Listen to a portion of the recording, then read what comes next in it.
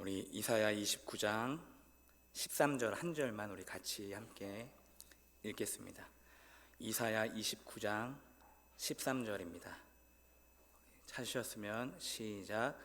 주께서 이르시되 이 백성이 입으로는 나를 가까이하며 입술로는 나를 공경하나 그들의 마음은 내게서 멀리 떠났나니 그들이 나를 경외함은 사람의 계명으로 가르침을 받았을 뿐이라. 아멘. 네, 오늘 설교에 제 이야기가 조금 많이 들어 있습니다. 이사야 본문이 조금 많이 어려워서 저 먼저 적용을 하면서 이 본문을 이해했고요. 또 그렇게 좀 풀이하면서 설교를 좀 작성을 했습니다.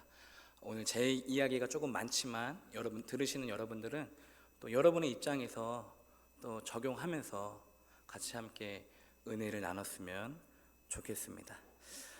오늘 이사야 본문은요 지난주 수요일 아버지 기도회 때 우리 담임 목사님께서 짧게 설교하신 본문입니다. 당시 이 구절이 제 마음에 큰 울림이 되어서 이 본문을 금요기도의 설교로 본문으로 정해야겠다라고 정하고서 한 주간 이렇게 묵상하면서 여기까지 달려왔습니다. 오늘 본문이 제 안에 들어온 이유는요, 계속해서 제가 고민했던 그 해답을 이 말씀에서 찾았기 때문이에요. 요즘 제 기도 제목을 들었거나 또 아니면 저와 대화를 했던 사람들은 아시겠지만 요즘 제 영적인 상태가 그렇게 썩 좋지 않다고 제가 말하기도 하고 그렇게 표현하기도 합니다.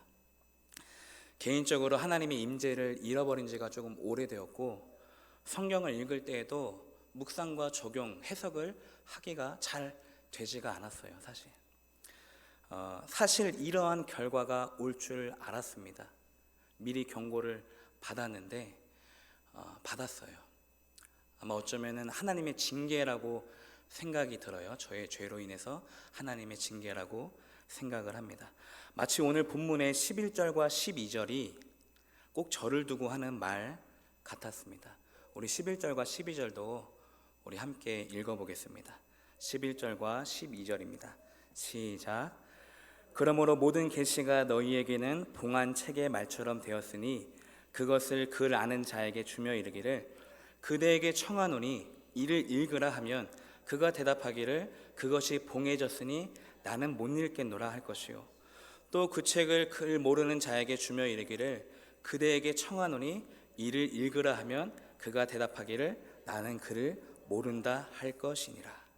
그리고서 13절에 우리가 잘 아는 말씀, 이 백성이 입술로는 나를 가까이 하나 그들의 마음은 내게서 멀리 떠났다라는 말씀이 나와요.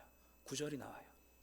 저는 그냥 이 말씀이 예수님께서 바리새인들을 향하여서 인용했던 말씀으로만 알았지, 그리고 나에게는 전혀 상관이 없는 말씀이었지, 그날 저에게 제 마음에 쿵 하고 박힐 줄은 전혀 예상도 못했습니다. 그러니까 내 마음도 떠나갔구나, 내 마음도 하나님과 지금 멀리 떠나 있었구나 라고 이렇게 들리더라고요. 마음속에 마음이 떠났다, 이게 무슨 말일까요? 우선은 제 마음부터 살펴봤습니다. 제 신앙 안에서 마음이 떠난 사건들부터 한번 찾아봤어요.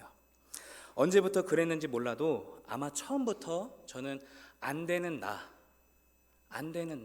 뭔가 잘 안 되는 나를 좀 많이 경험했어요.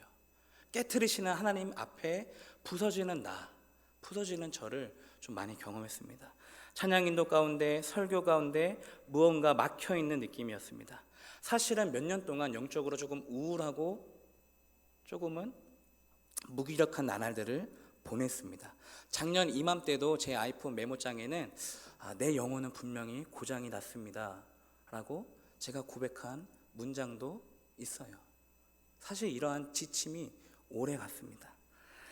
내가 죽지 않아서 그런 건가? 아니면 내가 깨어있지 못해서 그런 건가?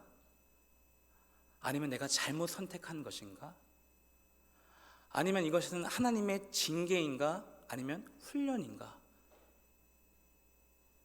이렇게 침체가 오래되니까 제가 좀 많이 지쳐갔습니다.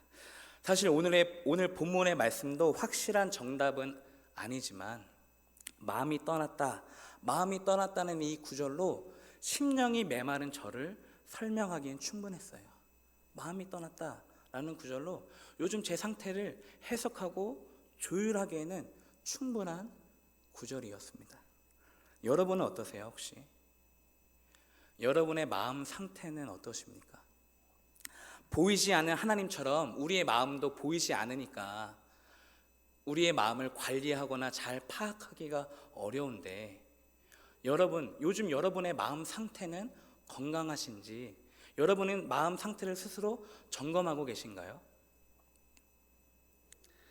입으로는 가까이 하나 마음은 멀리 떠났다.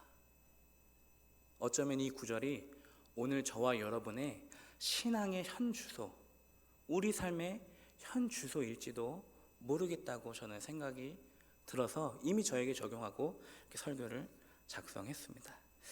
배경을 잠시 설명하고 본문으로 들어가겠습니다. 이사야는요, 여호와가 구원이시다, 여호와는 구원이시다라는 뜻으로 시편과 더불어서 이 신약에서 가장 많이 인용되는 성경책이에요. 예수님도 인용하시고 여러 신약 성서에 나오는 구절을 이용합니다. 장수는요 총 66장으로 마치 성경책 66권을 한 권으로 요약한 것처럼 그렇게 비유적으로 표현하기도 합니다. 그래서인지 구약에 해당되는 1장부터 39장까지, 이사야 1장부터 39장은 하나님의 성품과 심판을 드러내고요, 또 신약으로 표현되는 40장부터 66장은 하나님의 위로와 구속을 보여줍니다.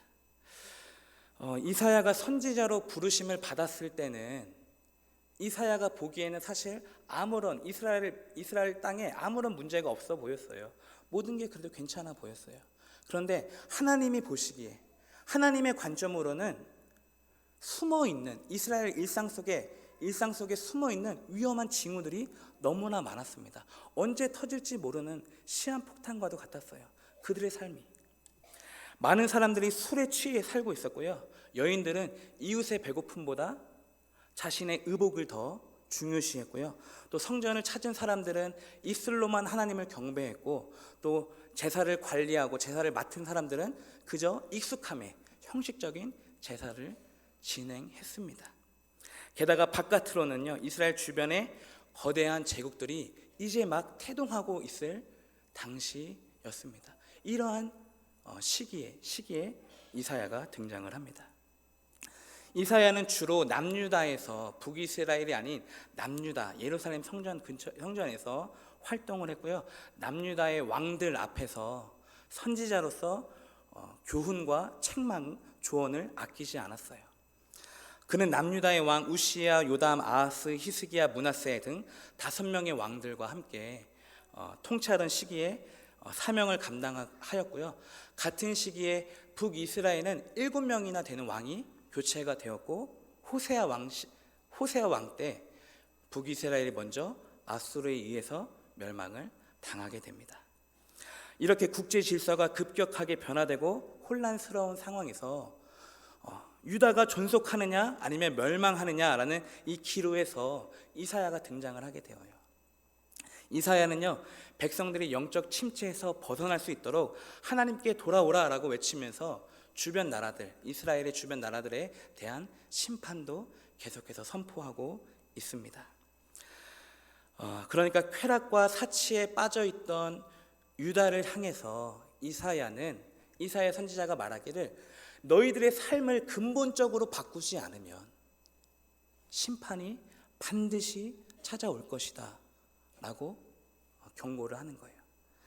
그 심판이 그런데 결국 오늘 본문의 29장 예루살렘 코앞까지 찾아온 것입니다. 1절에 보니까요, 슬프다 아리엘이여. 여기서 아리엘은 예루살렘을 가리킵니다. 29장은요 주전 701년에 이 아수르 왕 사네립에 의해서 예루살렘이 포의 공격을 당하는 배경으로 선포된 말씀이에요. 슬프다 아리엘이여. 지금 아수르의 군대에 의해서 포위를 당하고 있는 배경입니다. 아수르 군대에 포위되어서 이 백성들이 모든 소망을 포기하고 이제는 함락될 것을, 이제는 전쟁의 패배만을 기다리고 있는 상황에서, 그 극적인 상황에서 하나님이 개입하셔서 구원을 허락하시지만 이 사람들은 무엇을 깨닫냐면요, 하나님께 범죄하고 돌이키지 않으면 반드시 심판이 임하는구나. 설령 택한 백성일지라도, 하나님의 성전일지라도 심판은 피할 수가 없구나. 그것을 깨달아요. 그래서 오늘 본문에 흐르는 메시지는 징계를 통해서라도 자기 백성을 죄와 사망에서 돌이켜서 구원하시는 하나님, 그 하나님을 오늘 우리가 만날 수가 있습니다.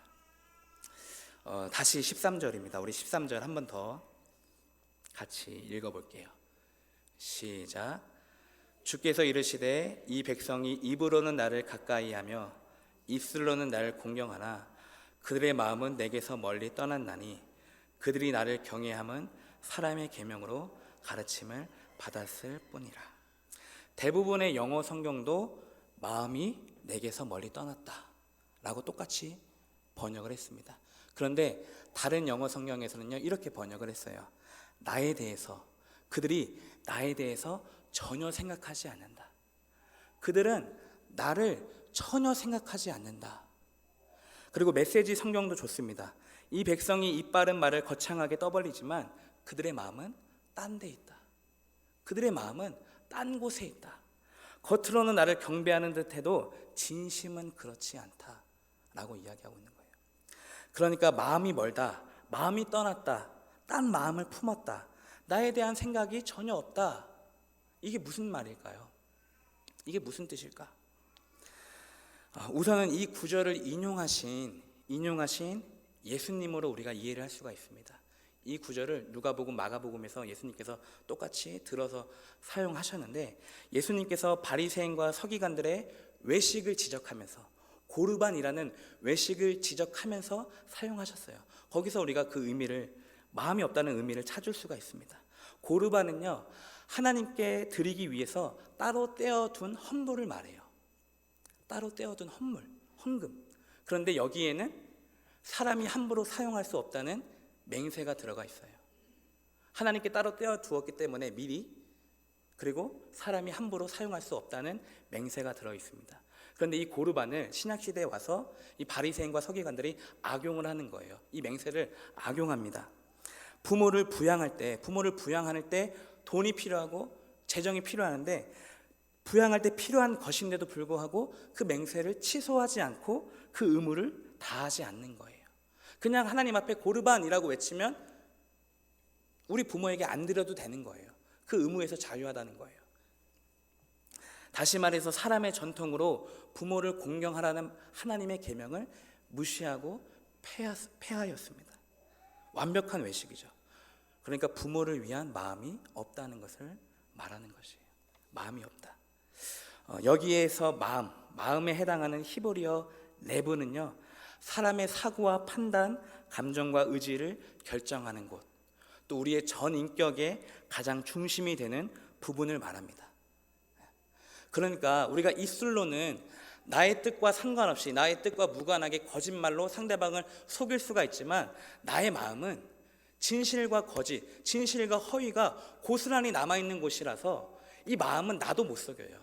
여기에서는 나도 못 속인다는 것입니다. 입술로는 하나님을 속일 수 있지만 마음은 진실과 거짓이 고스란히 남아있기 때문에 하나님을 속일 수도 없고 나조차도 속일 수가 없습니다. 이러한 마음을 하나님께서 보신다는 거예요. 사람의 심장을 살피고 폐부를 시험하시는 하나님께서 우리의 마음을 모르실 리가 없습니다. 그러니까 우리 하나님은요, 입술의 말을 듣고 그 사람을 판단하는 것이 아니라, 평가하는 것이 아니라, 칭찬하는 것이 아니라 그 사람의 마음의 중심을 보시고 판단하신다는 것입니다. 당시 하나님이 보시기에 유다 백성들의 마음은 이미 하나님으로부터 멀리 떠나 있었어요. 하나님의 마음과 그들의 마음 사이에 거리가 너무나 멀었어요. 여기서 멀리 떠났다의 히브리어 리하크는요, 라에크의 능동형으로 넓히다, 물러나다, 옮기다라는 뜻입니다. 단어가 능동형이라서 그들의 마음이 하나님과 상당히 그리고 자발적으로 멀리 떨어져 나갔음을 강조하는 것입니다. 자발적으로 물러가고 자발적으로 옮겨갔음을 뜻하는 것입니다. 당시 유다 백성들의 제사는요, 하나님에 대한 진정한 사랑과 경외심에서 우러나오는 예배가 아니라 그냥 조상적부터 내려오는 전통과 규례로 그냥 의무적으로 준수하는, 그리고 아주 형식적인 예배에 지나지 않았습니다. 그냥 형식적인 종교 행위에 지나지 않았어요. 그들의 영은 이미 죽어 있었고 그들의 종교 행위는 예전부터 해오던 것을 그냥 되풀이하는 꼴이었습니다. 이것이 사람의 계명을 따른 결과예요. 사명감이 의무감이 되었고요, 새로움이 익숙함이 되었으며 갈라디아서에 나오는 다른 복음처럼 율법에 얽매이고 말았습니다. 여기서 사람의 계명도 히브리어 원어로 읽으면 사람들의 계명, 복수로 나옵니다. 그러니까 그들이 지키는 의식들이, 그들이 지키는 전통들이 하나님께서 가르쳐 주신 유일한 계명이 아니라 여러 사람들에 의해서 임의로 정해진, 자기 마음대로 결정한 과거의 전례나 조상의 전통들을 더 중요시했다는 것입니다. 하나님보다 의식 자체에 더 집착을 했으니까 당연히 하나님을 향한 마음이 갈 수가 없죠. 이 의식이 더 중요하니까요. 마음이 내게서 떠났다.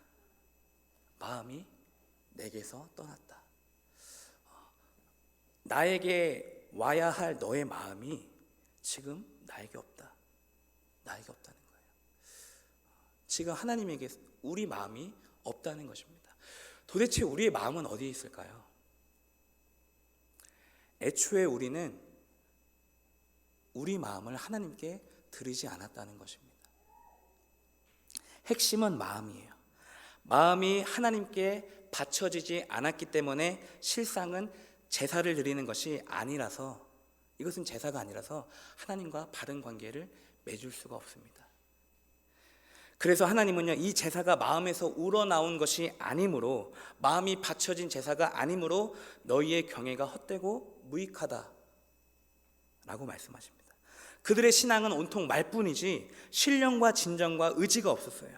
그게 고스란히 그들의 삶 속으로, 그들의 삶의 열매로, 삶의 태도로, 결과로 드러나게 된 것입니다. 이것이 바로 영적 침체의 원인이에요.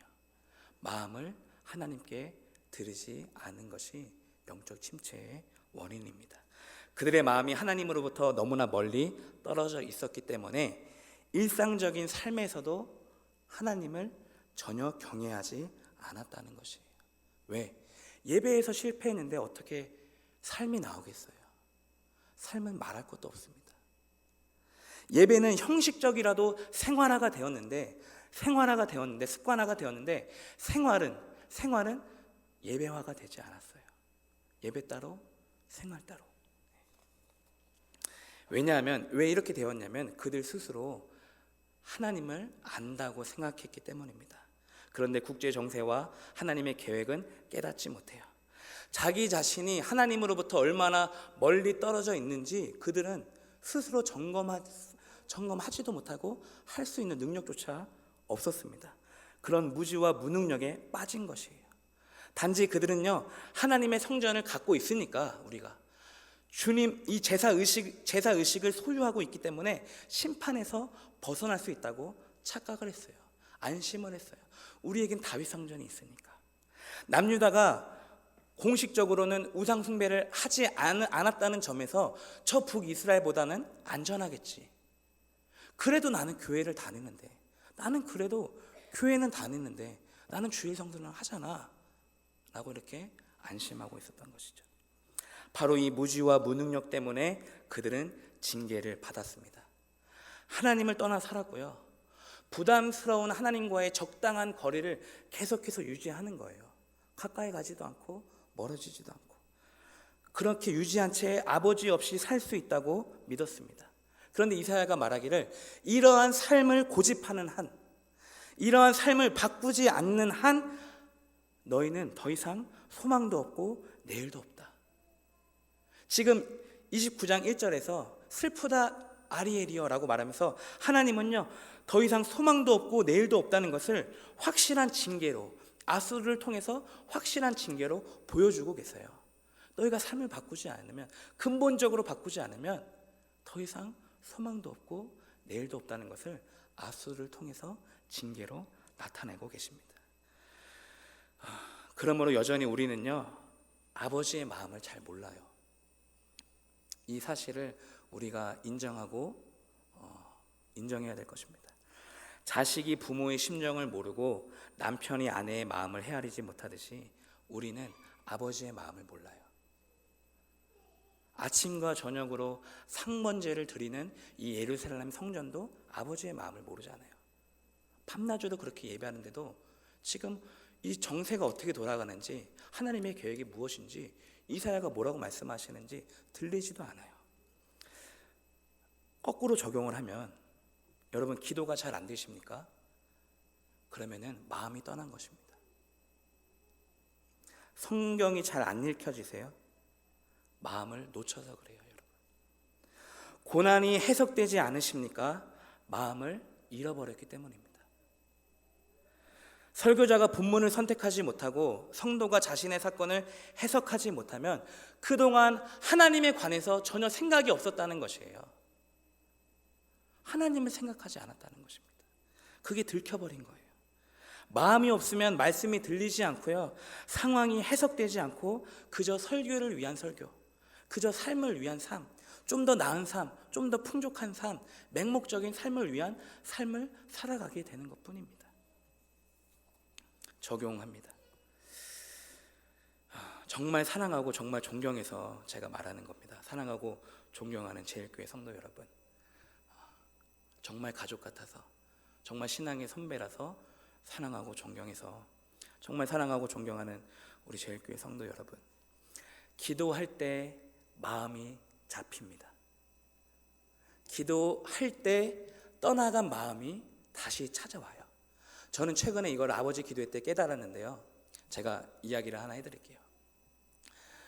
우리 아버지 기도회 집사님들이 공동체 안에서 수요일 저녁에 모여서 자신의 삶과 가정의 문제를 오픈하고 다 서로 코칭하면서 울고 웃으면서 복음으로 해석을 합니다. 근데 이야기를 가만히 들으니까 지지난주에 이야기를 가만히 들으니까 죄송해요. 과연 내가 죽어져야 될 만큼, 내가 죽을 만큼 결혼이라는 게 가치가 있을까? 라는 생각이 들었어요. 과연 내 가족을 버릴 만큼, 버려도 될 만큼 내 아내의 편을 들어줘야 되는 건가? 라는 그런 생각이 들어왔어요. 그냥 그런 생각이 들어왔어요. 너무 신랄하게 이제 얘기하시니까 과연 저렇게 결혼하는 게 맞나? 라고 생각이. 근데 그래서 결혼이라는 게 정말 안 했으니까 내가 죽어야 될 만큼 가치가 있습니까? 라고 물어보고 싶은데 물어보면은 더 길어질까 봐 그냥 속으로 삼켰어요. 그런데 불 끄고 기도하는데 이런 마음을 주시는 거예요. 가치가 있지. 가치가 있어. 네가 죽고 생명이 탄생하는데 아무렴 가치가 없겠느냐라고 그런 마음을 주시더라고요. 우리는요, 기도하지 않으면 내 마음이 무엇인지도 몰라요. 내 마음인데 내가 모른다는 거예요, 여러분. 심지어 공동체 안에서 삶을 나누고 제목을 나눠도 기도하기 전까지는 내 마음을 몰라요. 그러니까 기도할 때 떠나간 내 마음이 잡힌다고요. 기도할 때 잃어버린 아버지의 마음을 깨닫는다는 것입니다. 이상하게 우리 하나님은요, 기도할 때 알려주세요. 우리 하나님의 방법인가 봐요. 기도하다가 내 뜻이 바뀌고 내 계획이 수정되고 내 마음이 변하잖아요, 여러분. 우리가 기도를 해봐서 알잖아요. 기도하다가 우리 마음이 얼마나 많이 바뀌었습니까? 기도하다가 아버지의 뜻이 이해되고 기도하면서 그 계획에 동의가 되고 기도하니까 아버지의 마음이 내 마음이 되잖아요. 그러므로 금요일 설교의 결론은요, 언제나 기도입니다. 기도는요, 아무리 강조해도 지나침이 없어요. 왜? 지나치게 강조해도 1시간도 어렵잖아요, 사실. 이제 기도 시간을 조금씩 늘려야 합니다, 여러분. 제가 행함을 강조하는 것이 아니라, 우리의 행위를 강조하는 것이 아니라, 우리가 더 기도함으로써 하나님께서 더 많이 우리 삶에 구체적으로 찾아오시고 더 많이 간섭하시고 더 많이 개입하실 수 있도록 우리가 더 많이 기도를 하자는 거예요. 하나님이 더 일하실 수 있도록 하자는 것입니다. 그래서 기도는요, 우리가 하는 것 중에, 하나님이 보시는 것 중에 가장 아름다운 것입니다. 기도는요, 우리가 선택하는 최고의 자유의지예요. 우리가 할 수 있는 것 중에 최고의 자유의지, 최고로 아름다운 것입니다. 기도야말로. 왜? 나를 죽이니까. 아버지의 마음을 주시니까요. 저는 요즘 우리 청년들이 기도할 때가 정말 이쁘다고 생각합니다. 밥 먹을 때도 이쁘지만 기도할 때도 너무 이쁜 것 같아요. 청년교회는 주일 오후 1시부터 지하 영화부실에서 모여서 말씀을 나누고 삶을 나누고 또 제목을 나누고 뜨겁게 기도를 하고 있습니다. 요즘 오후 예배 없다고 저희 그냥 가는 게 아니고 지하에 있어요. 네. 생각지도 않게 성령님이 인도하실 때가 종종 있었고요. 또 감사와 응답의 기쁨들이 조금씩 이제 늘어나고 있고요. 또 스피커를 켜놓고 기도하는데 그게 안 들릴 정도로, 이제는 안 들릴 정도로 아주 뜨겁게 열심으로 기도를 하고 있습니다. 기도회를 하면서 우리가 알게 된 건 뭐냐면요, 우리가 기도를 할 줄 모르는구나. 기도를 안 해봤으니까요. 청년들이 기도를 할 줄 모르더라고요. 저도 몰라요. 그래서 아주 처음부터 기도를 배우고 훈련하고 있고요. 또 삶을 나누면서 알게 된 건 뭐냐면은 하나님의 존재 자체도 흔들리고 의심하는 청년이 있다는 것이에요. 왜? 다른 친구들의 고백을 들어보니까 나의 믿음이 나타나는 거예요. 내 실체가 드러나는 거예요. 잘못된 건 아니고 이제 시작하면 되는 거죠. 그래서 또 제자 훈련도 다시 준비하고 있습니다. 기도회를 진행하면서 제게 또 이런 생각이 들었습니다. 지금 이 사람들이 너무나 소중하구나. 우리가 지금 이 시간을 붙잡아야 되는 거구나. 하나님께서 이 사람들을 평생의 기도 동역자로 불러주셨구나. 왜 이 사람들일까? 왜 이 시간일까? 좀 고민했는데 그런 마음을 주시더라고요. 우리를 평생의 기도 동역자로 불러주셨구나. 나중에 조금만 시간이 지나면 취업하고 결혼하고 이사를 가면 분명히 이 시간을 그리워하고 땅을 치며 후회할 것이다. 그때 좀 더 기도할 걸. 그때 좀 더 악착같이 내가 기도의 자리를 지키고 기도를 좀 더 많이 쌓아 놓을 걸. 왜? 지금 못하니까. 나중에 못하니까. 그때 다 같이 모여서 마음을 나누고 간절히 기도했던 그 시절이 너무나 그립다. 저희 청년 하나가 이런 말을 했습니다. 군대 가는 날짜가 정해진 게 마치 자기 삶에 데드라인이 생긴 것 같다고, 사망 선고가 생긴 것 같다고. 그러면서 자기가 이제 묵상하기를, 그래서 인생에도 눈에 보이는 데드라인이 생겼으면 좋겠다. 차라리 그러면 얼마나 더 절실하게, 얼마나 더 열심히, 얼마나 최선을 다하며 하루하루를 살 수 있을까. 그렇게 아주 이쁜 말을 하더라고요. 오늘 이 밤이 저와 여러분의 데드라인입니다. 마찬가지예요. 여러분, 주일이 올 거라고 어떻게 확신하세요?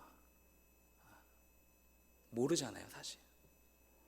오늘 이 기도 시간은 다시 돌아오지 못하는, 그리고 언젠가 우리가 반드시 후회하고 그리워하는 이 날 너무나 귀한 시간입니다. 사랑의 교회 원로 목사님이셨던 고 옥하는 목사님께서 마지막으로 돌아가시기 직전에 이런 말씀을 나눴어요.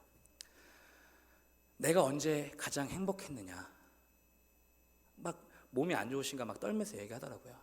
내가 언제 가장 행복했느냐, 그냥 7, 8명 소수 앉혀놓고 하나님의 말씀 앞에서 목사도 집사도 영적으로 발가벗고 하나님의 교훈과 하나님의 책망하심으로 배우면서 다 안에 있는 거 꺼내놓고 그렇게 기도할 때가 내 인생에서 가장 그립고 가장 행복한 시간이었습니다 라고 그렇게 고백을 하시더라고요. 그래서 우리 여기 젊은 집사님들, 여자 집사님들, 우리 먼저 어머니 기도에 반드시 참석하시기를 바랍니다. 저는 아마 이 어머니 기도회 때문에 이 제일교회로 부르심을 받은 거라고 생각이 들어요. 그 정도로 너무나 좋아요. 네.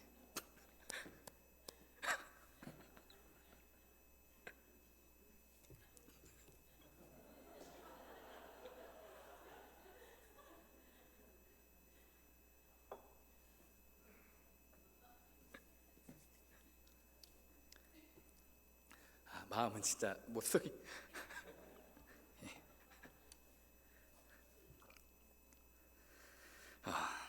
물론 집사님들의 기도 제목 때문에 조금 이제 결혼이 걱정되기도 해요. 기도 제목이 너무 세니까. 근데 그 기도 제목, 그 어려운 기도 제목을 함께 기도하니까 굉장히 응답이 빨라요. 어머니 기도에는 정말 너무 빨랐어요. 응답들이 너무 빨랐어요. 생각보다. 과연 이게 응답이 될까? 집이 팔리는 게 응답이 될까? 치과에 가서 신경 치료하는 게 응답이 될까? 그런데 다음 주에 들어오시면 할렐루야 외치면서 엄청 좋아하세요. 응답이 되었다고. 그리고 아버지 기도회가 더 재미있습니다, 사실. 네. 제가 일주일 중에 가장 많이 웃는 날이에요, 사실. 정말 진짜 많이 웃어요. 이건 거짓말이 아니에요. 우리 남자 집사님들의 이 특유의 유머와 말을 던지는 게 있잖아요. 이 사랑으로 서로 물고 뜯고 하는. 진짜 그래요. 어머니 기도에는 이제 한 사람씩 돌아가면서 얘기를 하는데 아버지 기도에는 막 여기저기서 얘기해요. 분명히 이분이 얘기하실 차례인데 이쪽에서 얘기하세요. 그냥 상관없이 막 두 사람이. 그럴 때가 많습니다. 그러니까 이제 사랑으로 물고 뜯고 막 복음으로 해석하고 결국 내가 죽어야 된다고 고백을 합니다. 그리고 잘 안 끝나요. 아버지 기도에는. 어머니 기도보다 너무 길어요. 제가 보니까 끝나려고 하면 이야기하시고 끝나려고 하면 이야기를 하시는데 제가 눈치를 보니까 이게 집에 가기 싫은 것 같아요. 약간 끝내기 싫어하는 눈치를 봤습니다. 제가 약간 그런 것 같습니다. 그 드라마보다 너무 재밌습니다. 우리 남자 집사님들 꼭 참석하시기를 바랍니다. 부담이 되면 오픈 안 하고 기도만 하면 되죠. 우리 현수랑 정대도 제가 이런 얘기를 했더니 오고 싶다고 했어요. 한번 청강하면 안 되냐? 안 된다. 안 된다. 그랬죠. 우리 권사님들도 주일에 구역별로 모여서 구역 기도회를 하는데 꼭 참석하시고 따로 앉아 계신 분들 불러서 기도 제목을 나누시기를 바랍니다. 이제는 기도 목회입니다. 일주일 중에 하루는 가정 예배를 드리세요. 우리 자녀들의 기도 제목을 들으면 자연스럽게 자녀와 소통이 되지 않겠습니까? 수금 주일 예배 10분 일찍 오셔서 먼저 기도하시기를 바랍니다. 그리고 새벽 기도에 일어나셔야 돼요. 이제는 띄엄띄엄이라도 여러분 깨워주시면 반드시 오시길 바랍니다. 나오시길 바랍니다. 그리고 금요 기도회 기도가 끝나면 여러분의 기도가 끝나면 5분 10분 잠깐 앉아서 기다리시기를 바랍니다. 나의 기도가 끝나고 하나님이 뭐라고 말씀하시는지 하나님이 어떤 마음을 주시는지 잠시만 기다리시기를 바랍니다. 그러니까 어머니 기도회, 아버지 기도회 적극적으로 참여해 주시고 구역 기도회, 청년 기도회 반드시 자리를 지키시기를 바랍니다. 기도하는 어머니가 정답이고요. 기도하는 자녀는 결코 망하지 않습니다. 기도가 가장 빨라요. 여러분, 기도가 가장 빠릅니다. 사람의 마음은 하나님께서 연단하시기 때문에 우리가 사람 찾아가서 해결할 일이 아무것도 없습니다. 아무것도 없어요. 우리가 사람 찾아가서 설득하고 이해시키고 핑계하고 아부할 필요가 전혀 없습니다. 그냥 하나님께 기도하는 게 가장 빨라요. 아직 기도를 시작하지 않은 분이 혹 있다면 더 늦기 전에 이제는 기도를 시작하셔야 됩니다. 기도를 하면요 반드시 우리 하나님께서 일하십니다. 기도를 시작하시기를 바랍니다. 결론입니다. 이 백성이 입으로는 나를 가까이 하나 그 마음은 내게서 멀리 떠났다. 입으로는 가까이 하지만 마음은 멀리 떠났다. 그러니까 아버지의 마음과 나의 마음 사이에 아직도 거리가 있다는 거죠. 거리가 있어요. 좁혀지지 않는 거리가 있어요. 요나와 같이 다시스로 멀리 도망가는 거예요. 오늘 아버지가 불러서 우리가 아버지께 왔습니다. 아버지 앞에서 아버지를 향하여 예배를 드리고 있는 중이에요. 그런데 아버지는 아버지의 마음대로, 나는 나의 마음대로 따로 예배를 드리고 있는 거예요. 예배가 끝나가는데, 제사가 끝나가는데도 아버지의 마음이 이해되지도 않고 동의되지도 않아서 아버지는 아버지의 마음이고 나는 내 마음이고 그냥 제 갈 길 가는 거예요. 바로 이것 때문에 유다 백성들이 영적인 침체 속에 빠졌고 경고를 받았고 결국 징계를 받았습니다. 오늘 우리에게도 마찬가지예요. 똑같이 적용이 됩니다. 왜? 하나님의 성품은 변하지 않기 때문에 하나님이 그 당시에 심판하셨다면은 오늘 우리에게서 이 모습을 봤을 때 눈 감아주지 않으세요. 똑같이 눈 감아주지 않고 경고하시고 징계하십니다. 혹시 여러분의 삶 가운데 하나님으로부터 멀어진 것들, 하나님과 적당한 거리를 두는 것들, 그리고 내가 오늘 자백하고 버려야 할 것은 무엇이 있습니까? 마지막으로 또 저의 일기를 하나 읽고 마치겠습니다. 2016년에 제 블로그에다가 일기를 하나 올렸습니다. 대구에서 10개월 후기라는 제목으로 올렸어요. 오늘 이게 조금 본문이랑 상관이 있어서 제가 중간부터 읽어드리겠습니다. 하나님 드디어 내 마음을 바꾸셨습니다. 2016년이에요. 여전히 상황은 똑같지만 내 마음을 바꾸셨다. 여러 가지 고민들 가운데 지난 1년 동안 돌이켜본 청년 사역은 나의 마음을 가장 시리게 만든다. 무참히 실패하고 말았기 때문이다. 사실 이곳은 내가 이미 죽은 자요 아무것도 할 수 없음을 깨닫게 하신다. 나의 무능함에 치가 떨려서 시간 낭비요 두 손 두 발 들고 도망치고 싶었을 뿐이었다. 그런데 기도 중에 한 가지 깨달음은 누군가가 계속해서